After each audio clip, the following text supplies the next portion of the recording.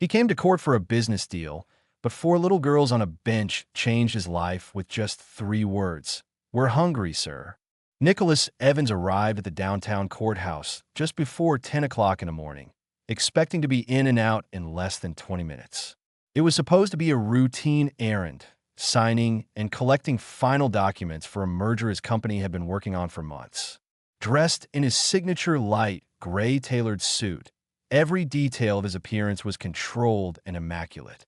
His dark hair was combed back with intention, and his icy blue eyes scanned the lobby without pause. He walked with the calm precision of a man used to having doors open before he even reached them. Time was his currency, and he spent it carefully. He stepped into the familiar marble foyer, where the polished floors reflected the harsh glow of institutional lighting. Lawyers passed by with purpose.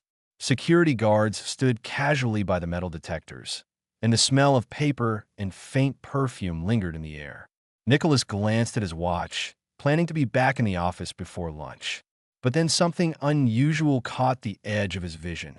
A group of four little girls sitting quietly on a wooden bench just outside one of the courtrooms. They couldn't have been older than 6. All of them had blonde hair, braided or loosely tied back, and strikingly bright blue eyes. 2 wore pale yellow dresses, while the other 2 wore soft pink. They sat close together, their feet not quite touching the floor, their expressions somber and exhausted. They looked completely out of place in a courthouse full of adults and briefcases. No toys, no parents, no signs of supervision, just 4 tiny figures huddled together in silence. Nicholas slowed his pace and turned toward them, something instinctual stopping him. He walked up slowly, not wanting to alarm them, and lowered himself to their level. "Are you lost?" he asked gently. One of the girls in a yellow dress looked up at him, her face calm, but her eyes tired. She shook her head slightly. "No," she said. "We're waiting." "Waiting for who?" he asked. "Our mom," said another girl. "She's in court." He looked around the hallway. No adult seemed to be paying attention to them. "How long have you been here?" he asked. The girl shrugged. "A while. We're hungry." Those 2 words stopped him cold. He looked at them again, really looked, and noticed how thin they were, how dry their lips were, and how their eyes avoided contact the way children did when they've been taught not to ask for too much. They weren't just sitting quietly. They were surviving. Nicholas stood and scanned the room again. He should have walked away. It wasn't his business. He was a CEO, not a social worker. But something in their quiet presence struck a chord in him that hadn't been touched in years. He turned to the court officer at the nearby desk. "Excuse me," he said. "Do you know who these girls belong to?" The officer looked over and nodded vaguely.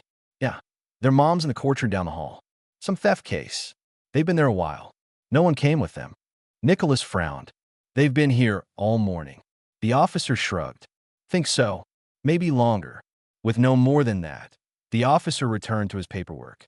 Nicholas turned back to the girls. "Have you eaten anything today?" he asked. They shook their heads. One of the girls tried to smile, but didn't quite make it. Nicholas didn't think. He acted.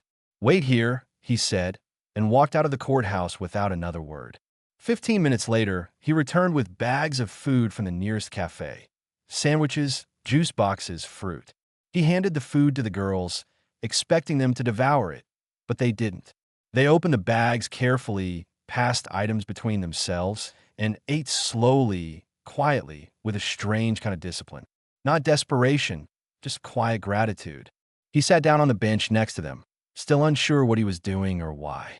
He couldn't stop watching them. They didn't beg. They didn't cry.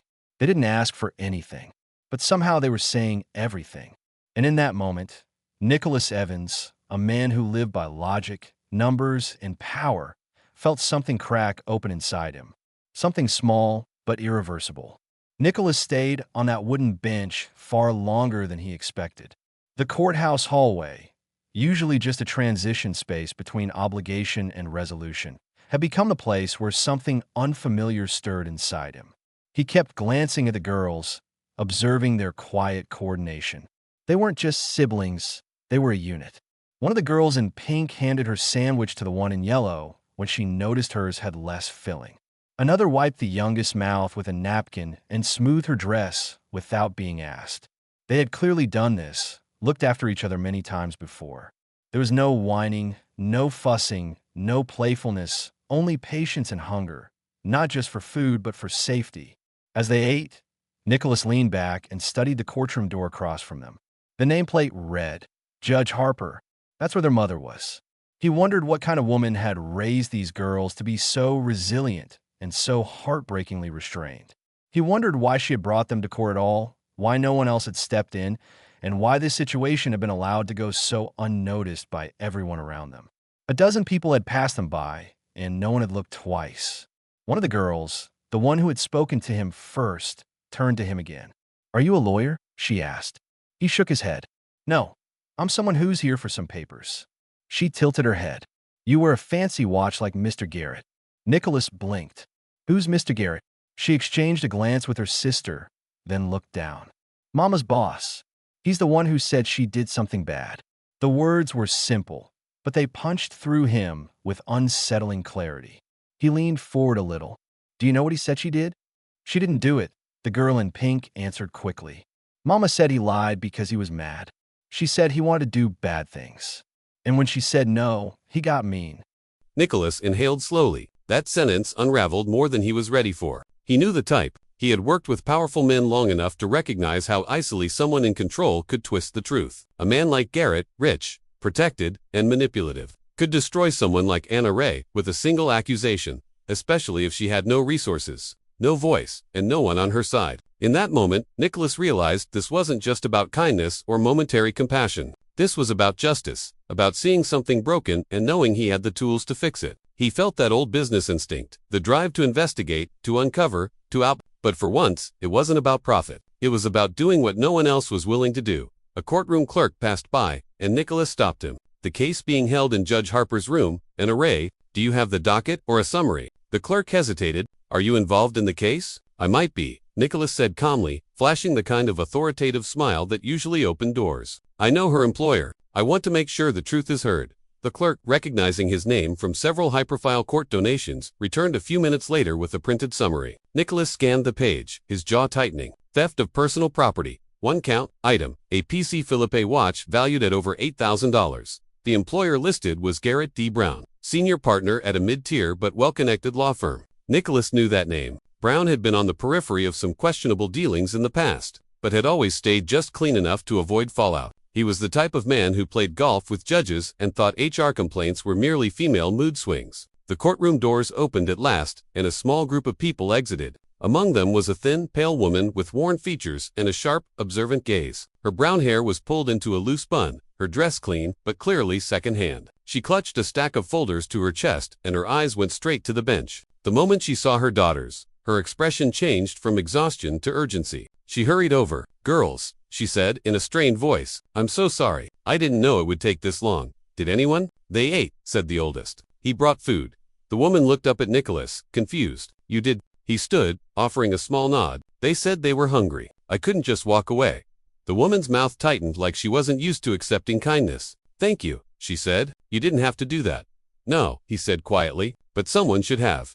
She blinked, clearly taken aback by his sincerity. "I'm Anna," she said after a pause. "Anna Ray." "Nicholas Evans," he replied. She froze for a moment, recognizing the name. "The Nicholas Evans." He gave a modest nod. "It's just a name. You don't belong in this hallway," she said softly. He glanced at the girls, then back at her. "Maybe today I do." Anna bit her lip, her arms tightening around her shoulders. Nicholas could see how hard she was trying not to show weakness, how she carried every ounce of fear and pride like armor. But the cracks were visible: fatigue, injustice, hopelessness. She didn't ask for help. She didn't plead, and that moved him more than if she had broken down right in front of him. "I read the summary," he said carefully. "If there's anything I can do, I know lawyers, good ones." She shook her head quickly. "No, I can't afford, double quotes. I didn't ask for payment." He interrupted. "I asked if I could help." There was silence between them. The girls watched wide-eyed, unsure what this meant. Finally, Anna spoke. "If I say yes, what happens next?" Nicholas glanced again at her daughters. For girls who deserved more than a bench and fear and cold silence, he looked back at Anna. "Then we fight," he said, "and this time you won't be doing it alone." The next morning, Nicholas arrived at his office earlier than usual, but his mind wasn't on mergers or meetings. He had barely slept the night before, too distracted by what he had seen and learned in the courthouse. Every time he closed his eyes, he pictured the girls sitting quietly on that bench, too polite to complain, too used to waiting. He kept thinking about Anna, how she had looked at him like she couldn't afford to hope, and how carefully she held herself together in front of her children. Something about her story unsettled him more deeply than he expected, not just because of the injustice, but because of how easily it could have gone unnoticed. He had walked into that building with every intention of leaving unchanged. Instead, he walked out with a responsibility he hadn't planned for. As soon as his assistant, Grace, stepped into his office, he called her over. "I need you to find everything you can on a man named Garrett DeBrown. He's a senior partner at Kelmore and Bell." Grace, ever efficient and gave him a curious glance. "You're not suing him, are you?"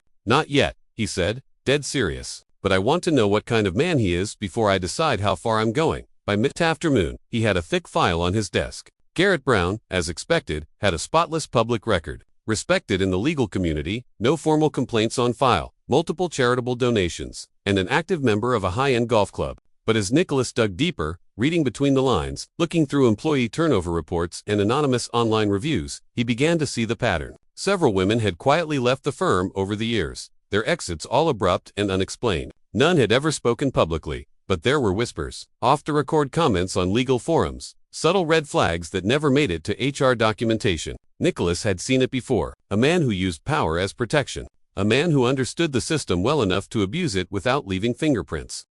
He called his legal counsel, but not the ones who handled corporate litigation. Instead, he reached out to an old contact, Michael Sloan, a former prosecutor turned defense attorney, now working primarily in civil rights and wrongful accusations. They hadn't spoken in over a year. But when Nicholas described the situation, Michael agreed to meet with Anna the very next day. When Nicholas called Anna to let her know, she hesitated. Her voice was wary. "I don't want to owe you anything." "You won't," he said firmly. "This isn't charity. It's justice." There was a pause on the line. Then quietly, she said, "Okay, I'll come." The meeting was arranged in a neutral private office space Nicholas kept for personal matters. When Anna arrived, she looked overwhelmed, but composed. She had borrowed a nicer blouse and her hair was neater, but the strain was still visible in her face. Her daughters were with a trusted neighbor for a few hours, something she rarely allowed, but she knew this meeting mattered. Michael greeted her with quiet respect, not condescension. He listened carefully as Anna explained everything. She told him about the weeks leading up to the accusation, how Garrett had started lingering too long after hours, how his compliments turned into invitations, how she had rejected him politely but clearly, and then how the mood shifted, how he suddenly claimed his luxury watch was missing and reported her without warning. Michael took notes but also listened like a human being. When she finished, she looked down and said, "There's no proof. It's just my word." Nicholas, who had remained silent until then, spoke up. "There's more than your word. There's a pattern, and I don't think you're the first." Anna looked up, startled. "You found others?" "Possibly. Nothing confirmed yet, but we're working on it." Michael nodded. "This is more common than people realize. Men like Garrett make sure they appear untouchable. But once one thread unravels, the whole thing can fall apart. I'm going to help you file a countersuit for false accusation and workplace harassment." Anna shook her head in disbelief. "How will I ever afford that?" Nicholas leaned forward. "You won't." "I will. But why?" she asked, truly struggling to understand. "You don't even know me." Nicholas hesitated, then said something he hadn't told anyone else. "Because once a long time ago, someone helped my mother when no one else would. I watched what it did to her when no one believed her. And I promised myself if I ever had the power to stop that from happening to someone else, I'd use it no matter what it costs." Anna didn't respond right away, but something shifted in her, a small flicker of trust, not full belief. She'd been hurt too much for that, but something new, a fragile beginning. As they left the office, Nicholas walked her to the door. "Whatever happens next," he said, "you're not alone anymore." She nodded, clutching the folder Michael had given her, and for the first time since they met, she didn't look like she was preparing for the worst. She looked like someone starting to believe the worst might not come. The legal proceedings began quietly, but tension simmered beneath the surface like a storm building on the horizon. Anna's countersuit had been officially filed, and though the initial paperwork didn't shake the ground, it was enough to make Garrett Brown take notice. Nicholas knew it wouldn't take long for Garrett to retaliate. Men like him didn't let accusations slide without attempting to discredit or intimidate. True to form, just 2 days after the filing, anonymous reports surfaced online, questioning Anna's credibility. Someone leaked her employment record, exaggerated disciplinary notes, and even implied she had been involved in other thefts. Though there was no proof to back any of it, Nicholas recognized the tactic immediately. Garrett was leveraging his connections, using subtle character assassination to poison the narrative before it reached court. Nicholas wasn't surprised, but Anna was devastated. When she arrived at his office late that afternoon, her hands trembled as she clutched her phone. She had read the online posts and seen the cruel comments. Her voice was low and flat when she said, They're calling me a liar, a thief. Some of the moms at school have already stopped talking to me. She couldn't meet his eyes. What if this hurts the girls? What if I just made it worse for them? Nicholas walked around the desk and gently guided her to sit. You didn't make this worse. He did. He stood up for yourself. That takes more courage than most people can imagine. Anna shook her head. I just want to disappear. You don't get to disappear, he said firmly, but not unkindly. You have 4 daughters who need you to keep standing. Anna's eyes welled up. She looked like she hadn't slept, like hope itself had become too heavy to carry. I didn't want to fight, she whispered. I just wanted to keep my job and protect my kids. Nicholas sat beside her, keeping his tone steady. I know, but now it's not just about you. He's done this before, and if no one stops him, he'll do it again. You're not just fighting for yourself. You're setting fire to something that needs to burn down. The words seemed to settle her. She inhaled slowly, wiped her eyes, and finally nodded. Then I guess we keep going. Meanwhile, Michael Sloan intensified the investigation. With Nicholas funding every step, he was able to hire 2 private researchers, discreet professionals with backgrounds in legal compliance and forensic HR analysis. Within days, they found a former paralegal who had left Garrett's firm 5 years earlier, after a sudden and unexplained departure. Her name was Lauren Chase. She had signed a non-disclosure agreement, but once she heard Anna's story and learned that others were now coming forward, she agreed to meet. Nicholas, Anna, Michael, and Lauren met in a small neutral office, off-site. Lauren was nervous, constantly wringing her hands, but she eventually opened up. Garrett had followed a pattern, offering mentorship, growing increasingly familiar, then turning aggressive. When she rebuffed him, her annual review mysteriously tanked. She was accused of failing to handle confidential documents, then quietly pushed out of the firm. HR had buried it with a generous severance and a warning that if she spoke, she'd be sued.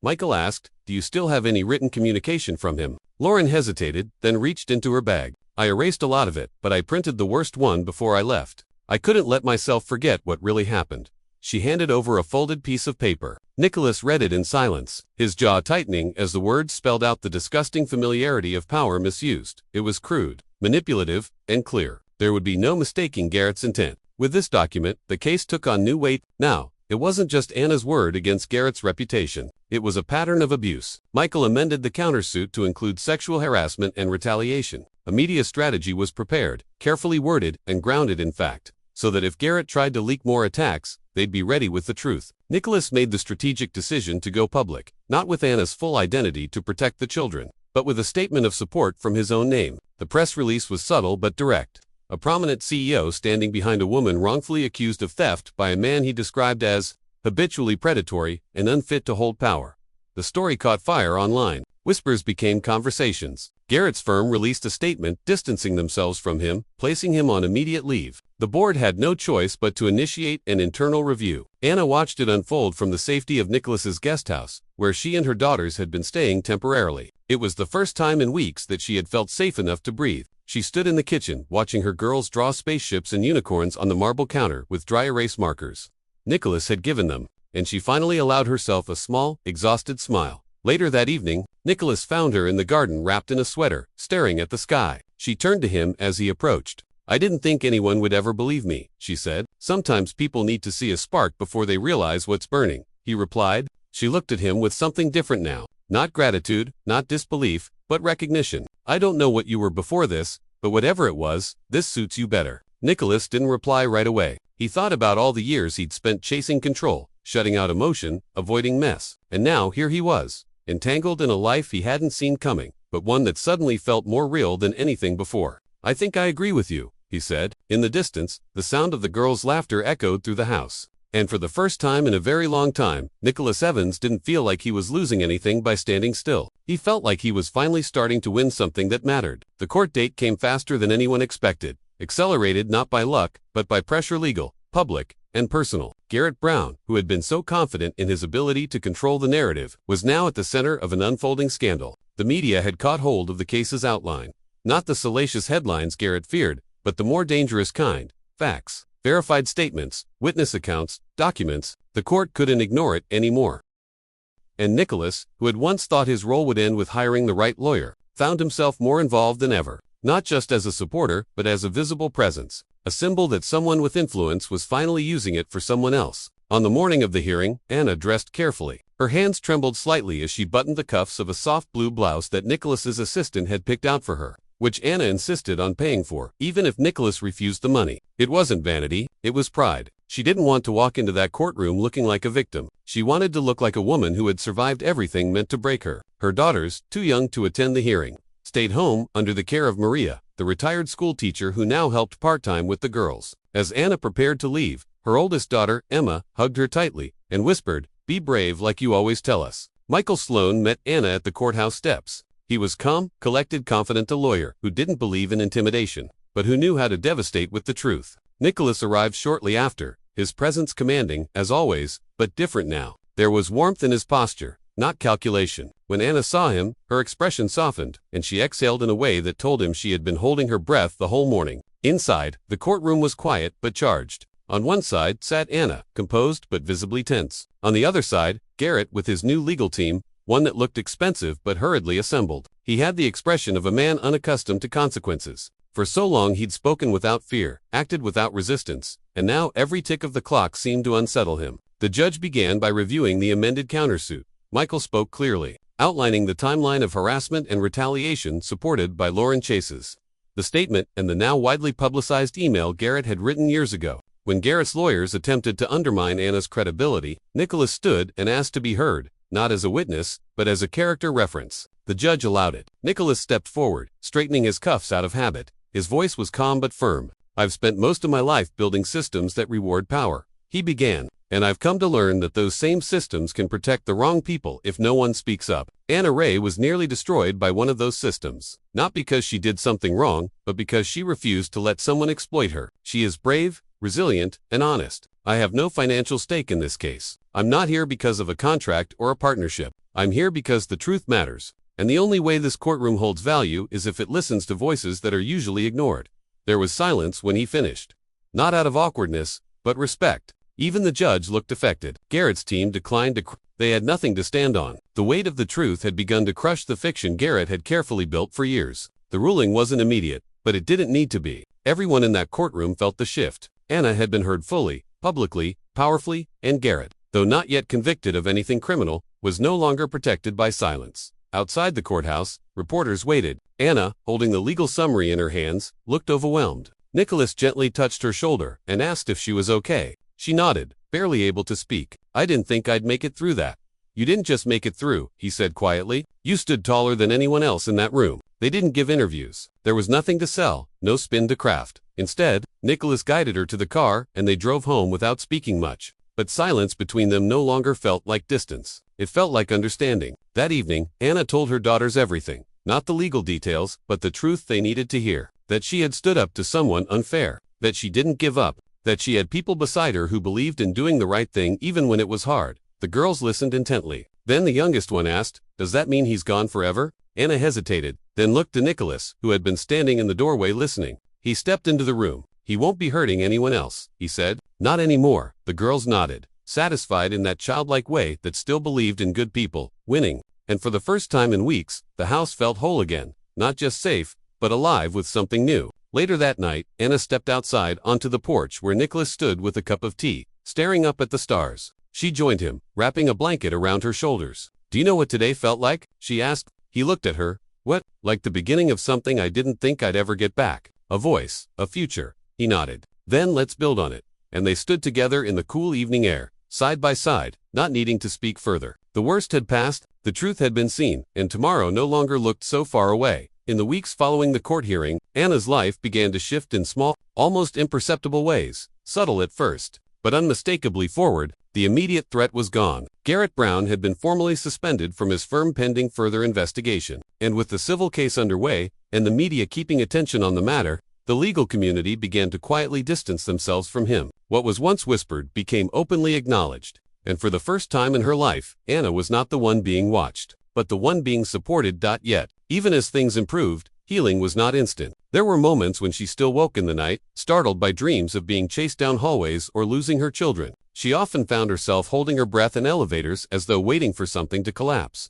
But now, for the first time, she had people in her corner who stayed when the pressure built. And among them, no one stood more firmly than Nicholas. Their relationship had developed quietly, organically, with no clear line between gratitude and something deeper. He never forced conversation, never overstepped, but he was always there in the form of a warm meal after a long day, a gentle word when her nerves threatened to crack, or a moment of silent presence on the back porch when she simply didn't want to be alone. It was a companionship built on trust that neither of them rushed to define. Nicholas, for his part, found himself more grounded than he'd ever felt in his life. In the corporate world, he'd been a strategist, always 10 steps ahead, building empires on paper and behind boardroom doors. But none of it had ever felt like this, like walking into Anna's kitchen and helping a 6-year-old pour cereal without spilling, or listening to the girls argue over which movie to watch, or hearing the sound of real laughter after a meal that wasn't rushed or polished. He started spending more time away from his office, not out of avoidance, but because he no longer felt chained to it. He delegated more, trusted his team more, and for the first time gave his assistant permission to cancel meetings when his heart wasn't in them. Grace, who had worked with him for nearly a decade, commented dryly one day, "I don't know who that woman is, but please thank her for returning your soul." Anna didn't know about that conversation, but she felt the change too. Her daughters adored him. They waited by the window when he was due to arrive, ran to him with drawings and questions, and treated him with the kind of ease they had only shown with each other. One day, her daughter Lily, the shyest of the four, tugged on her sleeve and whispered, "Is he going to stay with us forever?" The question was both innocent and impossibly complicated. Anna had no answer at the time. She simply kissed Lily's forehead and said, "Let's see what tomorrow brings." Nicholas wasn't just watching from the sidelines. He was actively helping her rebuild. He introduced her to a friend who ran a reputable law firm focused on family and labor cases. After just one interview, Anna was offered a job, not as a cleaner, but as a legal assistant. Her organizational skills, her first-hand understanding of injustice, and her quiet determination made her a natural fit. She started shadowing paralegals, learning the basics of case documentation and client coordination. For the first time, she saw the legal world not as a weapon used against her, but as a tool she could learn to use for others. At night, she studied after the girls went to bed, scribbling notes on notepads and legal texts, sometimes falling asleep at the kitchen table. Nicholas would find her there, cover her with a blanket, and gently turn off the lamp. He never said much in those moments, never treated her like a project or someone to be fixed. He simply remained close, the kind of close that meant safety, not pressure. Their bond deepened in quiet ways. There was no grand confession, no dramatic moment, but one afternoon, as they were watching the girls play in the backyard, Anna turned to him and asked, "How did you end up being the one who showed up when no one else did?" Nicholas looked at her for a long moment, then answered, "Maybe I was meant to. Maybe everything else in my life was leading here, even when I didn't know it." She didn't say anything else, but she reached out and took his hand, and they stayed like that together, not because of obligation or rescue, but because of choice. He wasn't trying to save her. She didn't need saving anymore. What they were building now was something neither of them had planned for. And yet, it felt exactly right. As summer approached, the house felt lighter. The girls thrived in school. Anna started training for a certification course that would eventually allow her to manage legal cases on her own. And Nicholas found joy in things that once seemed trivial. He cooked badly and proudly, burning toast and misjudging pasta portions, and the girls teased him for it relentlessly. They built routines around one another, not because they had to, but because they wanted to. There was a peace in the simplicity, a sense that for all the hardship they had endured, life was finally offering them something they hadn't dared hope for, a quiet, lasting kind of happiness. And it was in that quiet that something new began to bloom. Not just healing, but the slow, sure promise of a future they would build together. As autumn arrived, the air grew cooler, but the warmth inside Anna's new life only deepened. She had found her rhythm, not just as a mother, but as a woman reclaiming her voice. Her mornings began early, preparing the girls for school, packing lunches, tying shoes, brushing tiny braids, and exchanging sleepy smiles over cereal bowls. Then she would ride the bus to the legal office where she was now working, part-time while finishing her certification course. Her days were busy, challenging, and full of unfamiliar responsibilities, but they were hers. She no longer felt like she was surviving someone else's decisions. She was choosing, building, becoming. At the office, Anna's supervisors praised her reliability, her intuition, and her empathy. Clients trusted her because she spoke from a place of understanding, and her coworkers admired the quiet determination that carried her through every task. She didn't boast, didn't draw attention, but she became someone the others relied on. There were days she still battled doubt, moments where fear crept in, whispering that all this could be taken from her again. But now, when those moments came, she remembered Nicholas's steady presence and the girls' laughter echoing through the halls of the home they now shared. Nicholas, too, was changing in ways even he hadn't expected. He no longer carried the weight of his success with pride alone. His work remained important, but no longer He began investing differently, not just in business ventures, but in people. Inspired by Anna's resilience, he started a small foundation that offered legal support and emergency housing for single parents facing wrongful accusations. What had started as a personal intervention was becoming a movement. He was still Nicholas Evans, the CEO, the strategist, the man with sharp suits and sharper instincts. But now he was also someone who knelt on the kitchen floor to help a child tie a shoe. Someone who remembered birthdays, who read bedtime stories, who learned how to make pancakes without burning them. Their relationship was no longer undefined, though neither of them rushed to label it. Everything about the way they moved around each other spoke of connection. There was a shared rhythm in their routines, a gentleness in their gestures. Nicholas never tried to replace what Anna had lost. He never called himself the girl's father, never assumed a role without invitation. But the girls didn't wait for titles. They had made their own decision about him long ago. One evening, while Anna worked late, Nicholas sat with them in the living room, helping with homework. Lily, the quietest, suddenly looked up and asked, "Will you be here when I grow up, too?" He didn't answer right away. He put down the pencil, looked her in the eye, and said, "If you'll have me." Yes. The next morning, Anna found a drawing on the refrigerator. It showed 6 figures, holding hands, 4 little girls, a woman with long brown hair, and a tall man with a crooked smile. Above it, in bright crayon, the word family. Anna stared at it for a long time. She didn't cry, though her chest ached with something close to joy. Later that day, she pulled Nicholas aside, took his hand, and said, "They've already decided you're part of us." He smiled, his voice low. "Then, I'm home." The seasons continued to turn. The court case was officially closed in Anna's favor. Garrett Brown settled quietly, his reputation beyond repair. Anna never once gloated. She refused interviews, declined attention. All she wanted was peace. And now, at last, she had it. Nicholas invited her to a formal dinner hosted by one of his oldest colleagues. She hesitated at first, unsure of whether she belonged in a room filled with polished executives and curated conversations, but eventually agreed. When the night came, she wore a simple dark green dress, and when she entered the ballroom on Nicholas's arm, no one saw a former cleaning woman or a victim of scandal. They saw a woman with quiet strength and poise, someone who held herself with dignity because she had earned every inch of it. At that dinner, Nicholas introduced her not as a guest, not as someone he was helping, but as his partner. And when she smiled at him across the table, surrounded by men and women who had once lived in an entirely different world, she no longer felt like she was standing outside looking in. She had built something new with him, with the girls, with herself. And though they didn't say it out loud, both Nicholas and Anna knew this wasn't a temporary arrangement or a rescue story.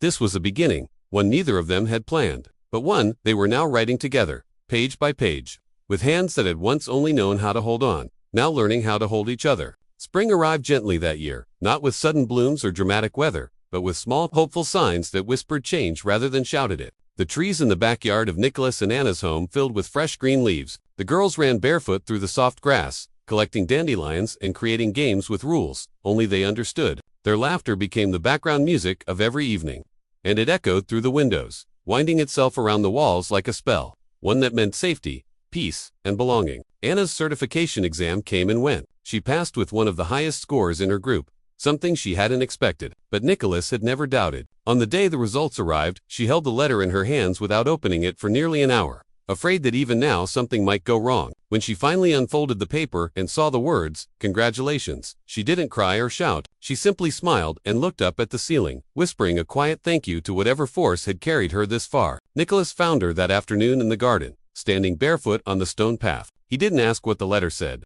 He only looked at her face and knew. She nodded once slowly, and he opened his arms. She walked into them, resting her head against his chest, and for several minutes, they stood in silence. Two people who had walked through fire separately and somehow emerged together on the other side. They didn't need a big moment to define what they were anymore. Love had already woven itself into their days. It was in the way Anna always saved the last piece of fruit for him without mentioning it, and the way Nicholas remembered exactly how the girls liked their sandwiches cut. It was in the way they didn't interrupt each other's silences, and how they trusted one another with the truth, no matter how small or difficult. And it was in the way they made space for each other, not just physically, but emotionally. They didn't fill in each other's gaps. They let those gaps breathe, respected them, and walked forward anyway. When Nicholas asked Anna to marry him, it wasn't on one knee or under a sunset. It was over coffee early one morning when the house was still quiet and the girls were asleep. He passed her a small envelope across the table. Inside was a hand-drawn card made by the girls with stick figures, holding hands, and the words, "Can we keep him forever?" written in pink crayon. Anna laughed softly, holding the card in both hands. Then Nicholas said, "I'd like to be part of this family officially, if you'll have me." She looked at him for a long time, then whispered, "You already are," but she said yes anyway because some moments deserve to be spoken aloud, no matter how obvious they feel. The wedding was small, just close friends. The girls, Michael Sloan, Grace, and a few people from Anna's new job. It was held in their backyard beneath a white tent strung with soft lights. Anna wore a simple ivory dress that floated when she walked, and Nicholas wore a suit without a tie, his concession to the relaxed beauty of the day. The girls walked ahead of them, scattering flower petals with both joy and seriousness, as if they understood they were walking into something sacred. When the vows were spoken, Nicholas didn't promise to protect Anna. He promised to stand beside her, to listen, to grow, to never ask her to be smaller than she was. And Anna didn't promise to follow him. She promised to challenge him, to support him, and to never forget what they had both survived to find each other. After the ceremony, while the sun dipped low in the sky and the air was warm with spring, the girls took turns dancing with Nicholas, their laughter filling the yard. Emma wrapped her arms around his waist and looked up at him with a proud smile. "I knew you'd stay," she said. "I couldn't leave even if I wanted to," he replied. "You've got me forever." Later that night, after everyone had gone home and the lights had been turned off, Anna and Nicholas sat on the porch wrapped in a shared blanket, watching the stars. They didn't speak much. There was nothing more to explain. Everything they had been through, the courtroom battles, the fear, the uncertainty, the rebuilding, it all led here. Not to a perfect life, but to a true one. They hadn't erased their scars. They had grown around them. In the quiet hum of their shared future, they sat hand in hand, knowing the world might still be unpredictable, but that they had become the kind of people who didn't fear uncertainty anymore. They faced it together now, side by side, and in that stillness filled with the gentle breathing of a house finally at rest, Nicholas Evans and Anna Ray didn't just feel happy, they felt whole. In my view, the ending of this story isn't just satisfying, it's quietly profound. It doesn't rely on dramatic twists or fairy tale perfection, but instead offers something much more rare: emotional honesty and earned peace. What makes it powerful is how real the transformation feels. This isn't about a millionaire saving a struggling mother or a woman being rescued. It's about two people scarred in different ways, choosing each other not out of need, but out of mutual respect, healing, and growth. Nicholas doesn't fall in love with the idea of being a hero. He falls in love with reality, with responsibility, with children who look to him, not for money, but for presence, with a woman who never asked to be saved, only heard. Anna's arc is even more meaningful. She goes from being voiceless and discarded by a system to someone who reclaims her identity. Not by fighting louder, but by standing stronger. The ending doesn't suggest that life is suddenly easy, only that it's finally shared. And that's what makes it beautiful. Because the deepest kind of happy ending isn't when everything's perfect. It's when two people find home in each other after learning how to survive the storms on their own. This isn't a love story with a rescue. It's a partnership that grew out of resilience. Ways.